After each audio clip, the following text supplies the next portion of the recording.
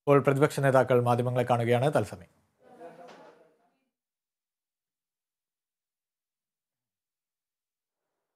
അവരുടെ പരാതിയും കൊടുത്തു. അവരുടെ പരാതിയിൽ തിരിച്ചെടുത്തിരിക്കുന്ന കേസ് ഭരണകക്ഷി MLA-മാർക്കെതിരെയും ഡെപ്യൂട്ടി ചീഫ് മാർഷലിനെതിരായിട്ട് എടുത്തിരിക്കുന്ന കേസ് ജാമ്യമുള്ള കേസ്. അത് വെറുതെ പേരിന് വേണ്ടി എടുത്തിരിക്കുകയാണ്. KK രമ ഉൾപ്പെടെയുള്ള ആളുകൾ കൊടുത്ത പരാതിയുടെ പുറത്തൊരു കേസ് എടുത്തിട്ടില്ല. വനിതാ MLA-മാർ രണ്ടുപേരും ഉൾപ്പെടെയുള്ളവർക്കെതിരായിട്ടാണ് ഈ 10 വർഷം വരെ തടവ് ശിക്ഷ ലഭിക്കാവുന്ന ഈ സെഷൻസ് കേസ് എടുത്തിരിക്കുന്നത്. ഇന്നലെ രാവിലെ 8 മണിക്ക് സർവകക്ഷി യോഗം ചേരുമ്പോൾ വെളുപ്പിന് 1:30ക്കും 2:30ക്കുമാണ് ഈ 2 FIR-കൾ രജിസ്റ്റർ ചെയ്തത്. വെളുപ്പിന് 1:30ക്കും 2:30ക്കും ഈ കള്ളക്കേസുകൾ രജിസ്റ്റർ ചെയ്തിട്ട് 8 മണിക്ക് സർവകക്ഷി യോഗം വിളിച്ചു കൂട്ടിയതിൻ്റെ കാപഢ്യം ഇപ്പം എല്ലാവർക്കും വ്യക്തമായിരിക്കുകയാണ്. അപ്പോൾ സർവകക്ഷി യോഗം വിളിച്ചത് ഈ പ്രശ്നങ്ങൾ തീർക്കാനല്ല, പ്രതിപക്ഷത്തെ പ്രകോപിപ്പിച്ചുകൊണ്ട് വാദികളായ പ്രതിപക്ഷ MLA-മാർക്കെതിരായി വനിതാ MLA-മാർക്കെതിരായി നോൺ ബെയിലബിൾ ആയിട്ടുള്ള കേസ് എടുത്തിട്ടാണ് സർവകക്ഷി യോഗം മുഖ്യമന്ത്രി വിളിച്ചു ചേർത്തത്. ഞങ്ങൾ വളരെ വ്യക്തമായി ഇക്കാര്യം പറഞ്ഞിട്ടുണ്ട്. ഒന്ന്, അടിയന്തര പ്രമേയത്തിന് നോട്ടീസ് കൊടുക്കുന്ന റൂൾ 50യുടെ കാര്യത്തിൽ ഒരു കോംപ്രമൈസ് ഇല്ല. വർഷങ്ങളായി കേരളത്തിലെ നിയമസഭയിൽ മാറി മാറി വന്ന പ്രതിപക്ഷം അനുഭവിച്ചുകൊണ്ടിരിക്കുന്ന ഒരു അവകാശമാണ് അടിയന്തര പ്രമേയത്തിനുള്ള അനുമതി തേടലും അത് സംബന്ധിച്ച ചർച്ചകൾ. ഞങ്ങൾ ഇന്നലെ ഒരു കാര്യം പറഞ്ഞു, അത് പ്രതിപക്ഷത്തിന് മാത്രമുള്ള അവസരമാണോ? ഒരു പ്രതിപക്ഷ അംഗം റൂൾ 50 നോട്ടീസ് കൊടുക്കുമ്പോൾ 2 പ്രാവശ്യമാണ് ഒരു മന്ത്രിക്ക് അവസരം കിട്ടുന്നത് മറുപടി പറയാൻ. കേരളത്തിൻ്റെ ചരിത്രത്തിൽ, നിയമസഭാ ചരിത്രത്തിൽ പല മന്ത്രിമാരും പേരെടുത്തിരിക്കുന്നത് അടിയന്തര പ്രമേയ ചർച്ചകളിലെ അവരുടെ മറുപടി കൊണ്ടുകൂടിയാണ്. അവർ നന്നായി തയ്യാറെടുത്ത് വന്ന് ഉരുളയ്ക്കുപ്പേരി പോലെ മറുപടി കൊടുത്തിട്ടാണ് പല മന്ത്രിമാരും കേരളത്തിൽ പേരെടുത്തിട്ടുള്ളത്. അവർ നല്ല സാമാജികന്മാരായി, നല്ല മന്ത്രിമാരായി, നല്ല ഭരണകർത്താക്കളായി പല മന്ത്രിമാരും പേരെടുത്തിട്ടുള്ളതും ഈ അടിയന്തര പ്രമേയ ചർച്ചകളിലാണ്. അപ്പോൾ പ്രതിപക്ഷ അംഗത്തിനോ പ്രതിപക്ഷ നേതാക്കൾക്കോ മാത്രം കിട്ടുന്ന ഒരു അവസരമല്ല ഈ അടിയന്തര പ്രമേയവുമായി ബന്ധപ്പെട്ട റൂൾ 50 നോട്ടീസ്. നന്നായി പെർഫോം ചെയ്യാൻ കഴിയുന്ന, നന്നായി മറുപടി പറയാൻ കഴിയുന്ന മന്ത്രിമാർക്കും മുഖ്യമന്ത്രിക്കും കൂടി അവസരം കിട്ടുന്ന ഒരു പ്രധാനപ്പെട്ട കാര്യമാണ്.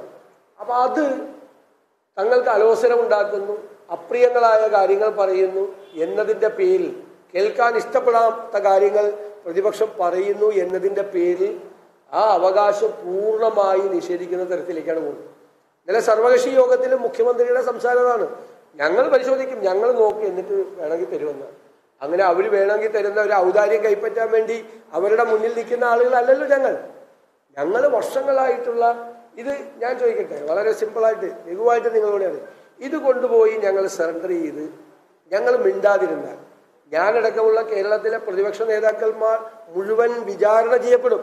മാധ്യമങ്ങളുടെ മുമ്പിൽ മാത്രമല്ല, ജനങ്ങളുടെ മുന്നിലും പരിണതപ്രജ്ഞരായ രാഷ്ട്രീയ നേതാക്കളുടെ മുന്നിലും ഇത്രയും വർഷമായി കിട്ടിക്കൊണ്ടിരിക്കുന്ന ഒരു അവകാശം കൊണ്ട് പണയപ്പെടുത്തിയിട്ട് മിണ്ടാതിരിക്കുന്ന പൂച്ചകളെ പോലെ പതുങ്ങിയിരിക്കുന്ന പ്രതിപക്ഷം എന്ന് ഞങ്ങൾ വിചാരണ ചെയ്യപ്പെടില്ലേ?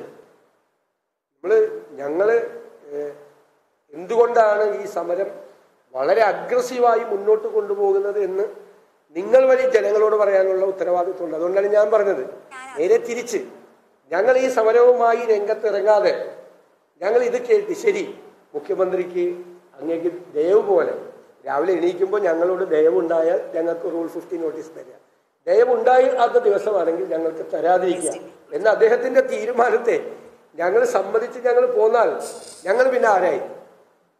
അപ്പോൾ പ്രതിപക്ഷം കൂടിയാലോചനകൾ വഴിയാണ്, പ്രതിപക്ഷ നേതാവിൻ്റെ ഒറ്റയ്ക്കുള്ള അഭിപ്രായമല്ല. പ്രതിപക്ഷ നേതാക്കന്മാർ, ഞങ്ങൾ പാർലമെന്ററി പാർട്ടി യോഗം ചേർന്ന് വ്യത്യസ്തമായ തലത്തിൽ എല്ലാ ആംഗിളിൽ നിന്നും ഇത് ചർച്ച ചെയ്തിട്ടുള്ള തീരുമാനത്തിൻ്റെ ഭാഗമായിട്ടാണ് ഈ നിയമസഭാ നടപടിക്രമങ്ങളുമായി സഹകരിക്കാത്തത്. ഏറ്റവും കുറവ് നിയമസഭാ നടപടികൾ സ്തംഭിപ്പിക്കണമെന്ന് ആഗ്രഹിക്കുന്നവരാണ് ഞങ്ങൾ. ഞങ്ങൾക്ക് അവിടെ ഡിബേറ്റ് നടക്കണം, ഡിസ്കോഴ്സ് നടക്കണമെന്ന് ആഗ്രഹിക്കുന്നവരാണ്. പക്ഷേ ഞങ്ങൾ അനുഭവിച്ചുകൊണ്ടിരിക്കുന്ന ഒരു അവകാശത്തെ ഇല്ലാതാക്കിക്കൊണ്ട്, ഞങ്ങളെ അടിച്ചമർത്തിക്കൊണ്ട്, ഞങ്ങൾ എണ്ണത്തിൽ കുറവാണ് എന്നതുകൊണ്ട് ഞങ്ങൾ പറയുന്ന, ഞങ്ങൾ ഡിക്റ്റേറ്റ് ചെയ്യുന്ന കാര്യങ്ങളെല്ലാം നിങ്ങൾ ചെയ്യണം എന്ന് മുഖ്യമന്ത്രി പറഞ്ഞാൽ കേട്ടിരിക്കാൻ ഞങ്ങൾ തയ്യാറല്ല. ഇങ്ങോട്ട് ചോദിച്ചിട്ട് അങ്ങോട്ട് മറുപടി പറഞ്ഞിട്ടുള്ളൂ, ഇങ്ങോട്ട് തോണ്ടിയിട്ടേ അങ്ങോട്ട് മറുപടി പറഞ്ഞിട്ടുള്ളൂ. അല്ലാതെ ഒരനാവശ്യമായ ഒരഗ്രഷൻ, ഒരതിക്രമവും പ്രതിപക്ഷത്തിന്റെ ഭാഗത്തു നിന്നും ഉണ്ടായിട്ടില്ല. അങ്ങനെയാണെങ്കിൽ ഞങ്ങൾക്ക് എത്ര പ്രാവശ്യം ഡയസിൽ കയറാനുള്ള അവസരങ്ങൾ ഉണ്ടായി, കയറിയില്ല. കഴിഞ്ഞ ദിവസവും സമാധാനപരമായിട്ടാണ് അവിടെ സമരം നടത്തിയത്. ഇപ്പോൾ ഇവിടുത്തെ ഡെപ്യൂട്ടി ചീഫ് മാർഷൽ അയാളാണ് ഒരു ഗുണ്ടയെ പോലെ, CPM ഗുണ്ടയെ പോലെയാണ് അയാൾ പെരുമാറി. അയാൾ കൊടുത്തേക്കുന്ന മൊഴി തിരുവഞ്ചൂർ അയാളെ ആക്രമിച്ചെന്നാണ്, അയാളെ തല്ലി പരിക്കേൽപ്പിച്ചെന്നാണ് തിരുവഞ്ചൂർ ആകാശ്. ഒന്ന് ആലോചിച്ചു, വലിയ പോലീസ് റാങ്കിലുള്ള ഒരു ഉദ്യോഗസ്ഥ CPM ഗുണ്ടെ, അയാൾ ഉണ്ടാക്കിയ പ്രശ്നമാണ്. അയാൾ സ്പീക്കറോട് നേരിട്ട് പറയാം, അയാൾ ഉണ്ടാക്കിയ പ്രശ്നമാണ്. വെറുതെ നിലത്തിരുന്നിരുന്ന ആള് തിരുവഞ്ചൂരിന് അദ്ദേഹം നിൽക്കുകയായിരുന്നു, അദ്ദേഹത്തെയാണ് തള്ളി മാറ്റിക്കൊണ്ട് ഒരു പ്രകോപനം ഉണ്ടാക്കിയത്. ഇപ്പൊ കൊടുത്തേക്ക് തിരുവഞ്ചൂർ രാധാകൃഷ്ണൻ അദ്ദേഹത്തെ ക്രൂരമായി മർദ്ദിച്ചു വന്നൊരു ഉദ്യോഗസ്ഥരെ കൊണ്ട് പരാതി കൊടുത്തു, കള്ളപ്പരാതി. MLA-മാർക്കെതിരെ. MLA-മാർക്ക് കിട്ടാത്ത നീതി സാധാരണ ജനങ്ങൾക്ക് നമ്മുടെ നാട്ടിലെങ്ങനെ കിട്ടും? ഞാൻ ഇന്നലെ ആലോചിക്കുകയായിരുന്നു, ഈ കേസിന്റെ വകുപ്പുകളെല്ലാം നോക്കിയിട്ട് ഈ മാധ്യമങ്ങളുടെ മുന്നിൽ ഈ നിയമസഭാ കോമ്പൗണ്ടിന്റെ മുന്നിൽ നടന്ന ഒരു സംഭവത്തെ നേരെ ട്വിസ്റ്റ് ചെയ്ത് വാദിയെ പ്രതിയാക്കി കേസ് MLA-മാരെ, വനിതാ MLA-മാരെ വരെ പ്രതിയാക്കി കേസിലെടുക്കാമെങ്കിൽ ഈ നാട്ടിലെ പാവപ്പെട്ട പോലീസ് സ്റ്റേഷനിലൊക്കെ പോണ സാധാരണക്കാരന്റെ സ്ഥിതി എന്തായാലും ഒന്ന് ആലോചിക്കുക. അപ്പൊ നാട്ടിലെ പോലീസ് ഭരണം നടക്കുന്നത് ഇങ്ങനെയാണ് എന്നതിൻ്റെ ഒരു ഉദാഹരണമാണ്. ഒരു പാവപ്പെട്ടവൻ പോലീസ് സ്റ്റേഷനിൽ വാദിയായിട്ട് പോയാൽ, ഒരു സ്ത്രീ വാദിയായിട്ട് പോയാൽ അവര് പ്രതിയായി മാറൂലേ? ആരാ ചോദിക്കാൻ? MLA-മാരോട്, ജനപ്രതിനിധികളോട്. ഇങ്ങനെയാണ് ആ പോലീസിനെ കൊണ്ട് അവരെ കൈകാര്യം ചെയ്യിക്കുന്നത് എങ്കിൽ എന്തായിരിക്കും പൊതുസമൂഹത്തിന്റെ സ്ഥിതി? ഇതാണ് ഞങ്ങൾ ചെയ്യുന്നത്. ഇതിൽ ഒരു കോംപ്രമൈസും ഞങ്ങൾക്കില്ല, ഒരു വിട്ടുവീഴ്ചയില്ല. ഇത് സ്ഥാപിച്ചു കിട്ടുന്നത് വരെ മുഖ്യമന്ത്രിയുടെ ഈ ധാർഷ്ട്യം, ഇക്കാര്യത്തിലുള്ള ധാർഷ്ട്യവും നിലപാടിൽ നിന്ന് അദ്ദേഹം പിന്മാറുന്നത് വരെ വിട്ടുവീഴ്ചയില്ലാതെ ഞങ്ങൾ മുന്നോട്ട് പോകും. ഈ സമരം പുറത്തേക്ക് കൂടി വ്യാപിപ്പിക്കണമെന്ന് ഞങ്ങൾ ആലോചിച്ചുകൊണ്ടിരിക്കും.